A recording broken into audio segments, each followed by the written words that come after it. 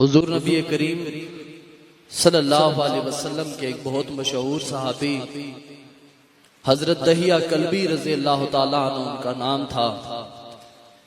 आप बहुत खूबसूरत, बहुत ही हसीन जवान थे।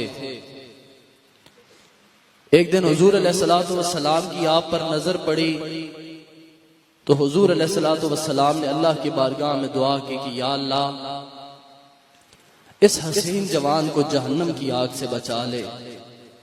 रात गुजरी तो सुबह दहिया कल्बी रज़ी अल्लाह ताला अन्हु खिदमत में हाजिर होते हैं और अर्ज करते हैं कि या रसूल अल्लाह सल्लल्लाहु अलैहि वसल्लम, मुझे कुछ नसीहत फरमाए। हुजूर अलैहिस्सलातु वस्सलाम अहकामात इलाही बयान फरमा रहे थे तो दहिया कल्बी फरमाते हैं कि या रसूल अल्लाह, मुझे अपने गुलामों की सफ में कबूल कर लीजिए, मुझे कलमा पढ़ा दीजिए। हुजूर अलैहिस्सलातु वस्सलाम ने कलमा पढ़ाया तो दहिया कल्बी रज़ी अल्लाह ताला अन्हु अर्ज करते हैं कि या रसूल अल्लाह, मैं बहुत गुनाहगार हूं, क्या आपका रब मुझे माफ फरमा देगा? तो हुजूर अलैहिस्सलातु वस्सलाम ने फरमाया कि बेशक माफ फरमा देगा। दहिया कल्बी कहते हैं कि या रसूल अल्लाह, मैं बहुत गुनाहगार हूं, क्या आपका रब मुझे माफ कर देगा? तो सरकारे दो आलम पूछते हैं कि दहिया कल्बी बताओ क्या गुनाह किया है? हुजूर, मैं कौम का सरदार हूं, मैंने एक हुक्मनामा जारी किया था कि जिसके घर भी बच्ची पैदा होगी वो उसे जिंदा दरगोर करेगा। जो लोग नहीं दरगोर कर सकते थे या रसूल अल्लाह, वो मेरे पास लेकर आते और मैं अपने हाथों से उनकी बच्चियों को जिंदा दरगोर कर देता था। या रसूल अल्लाह, मैंने अब तक कमो बेश 70 बच्चियों को जिंदा दरगोर किया है।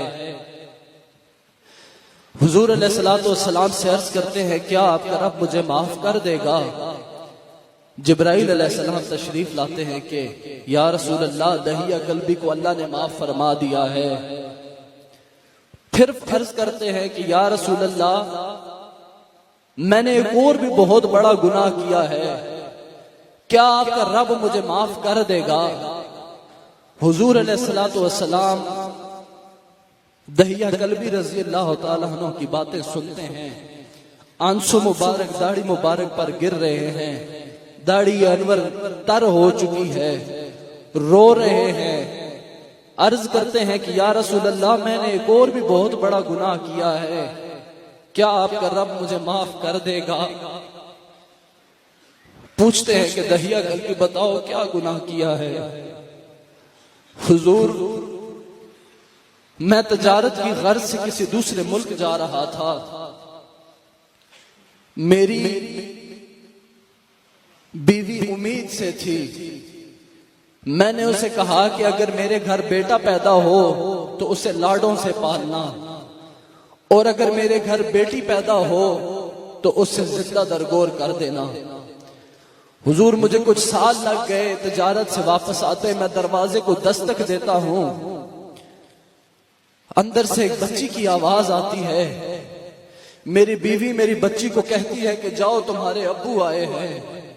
मेरी बच्ची दरवाजा खोलती है, मेरे कदमों से लिपटती है। मैं बीवी से पूछता हूं कि ये बच्ची कौन है? तो वो कहती है कि दहिया कल्बी, ये तुम्हारी बेटी है। मैं उसे ठोकर मार के गिरा देता हूं कि मैंने तुझे कहा था कि अगर मेरा बेटा हो तो उसे लाडों से पालना, अगर बेटी हो तो उसे जिंदा दरगोर कर देना। तूने क्यों मेरे हुक्म की खिलाफ वर्जी की है? तो उसकी मां समझ गई कि ये दहिया कल्बी इसको जिंदा दरगोर करने से नहीं रहेगा। बेटी को कहती, आओ बेटी, मैं तुझे तैयार करती हूं, मैं तुझे नए कपड़े पहनाती हूं, तेरे बाबा आए हैं, वो तुझे तेरी नानी के घर ले जाएंगे, तुझे वहां से चीज दिलाएंगे, तुझे वहां पे खिलाएंगे। लेकिन उसकी मां को इल्म था कि मेरी बेटी जाएगी तो वापस नहीं आएगी। दहिया कल्बी ने बच्ची को गोद में उठाया, बच्ची उसे कभी इधर प्यार करती है, कभी इधर प्यार करती है। अबू किधर लेकर जा रहे हैं?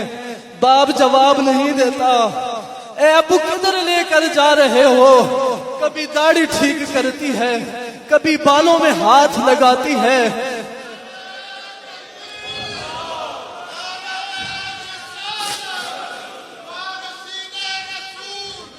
या रसूलल्लाह, मेरी नन्ही बच्ची मुझे बहुत प्यार करती है, मैं उसकी किसी बात का जवाब नहीं देता।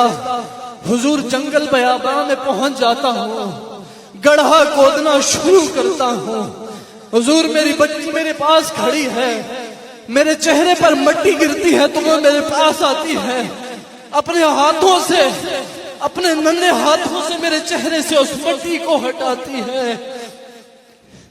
वो बच्ची मुझे कहती है कि बाबा ये गड्ढा क्यों खोद रहे हो? मैं उसका जवाब नहीं देता। जब वो मेरे चेहरे से मट्टी उठाती है, मैं उसको गिरेबान से पकड़ के उस घड़े के अंदर धक्का दे देता हूँ। बच्ची चीख उठती है कि मेरे बाबा मुझे जिंदा ना दफनाना, मैं किसी को नहीं बताऊंगी कि मैं दहिया कलवी की बेटी हूँ। मैं तुझसे अपना ताल्लुक नहीं बताऊंगी कि मैं दहिया कलवी के खून से हूँ। ऐ मेरे बाबा मुझे जिंदा ना दफनाओ, मैं लोगों को नहीं बताऊंगी कि मैं तुम्हारी बेटी हूँ।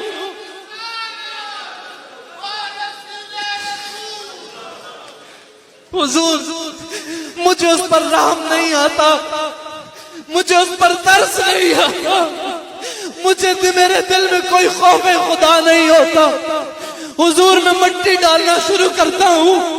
बेबसी के आलम में बच्ची आसमान की तरफ देखती है, चीख उठती है कि या अल्लाह तेरा वो आखिरी नबी कब आएगा जो बच्चियों की इज्जत की, जो बच्चियों के नामोज की इबादत करेगा। या अल्लाह वो तेरा नबी कब आएगा कि जिसकी वजह से बच्चियां जिंदगी गुजार सकेंगी।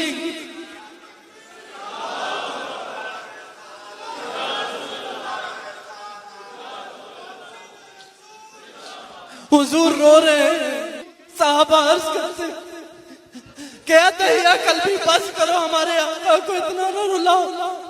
हुजूर 3 दफा ये वाकया सुनते हैं और फिर फरमाते हैं कि जिस शख्स के घर बेटी पैदा हो और वो 2 बेटियों की तरबियत इस्लाम के मुताबिक करे और इस्लाम के मुताबिक उसका निकाह करे तो उस पर जन्नत में वो मेरे इतने करीब होगा जैसे मेरी ये 2 उंगलियां करीब है।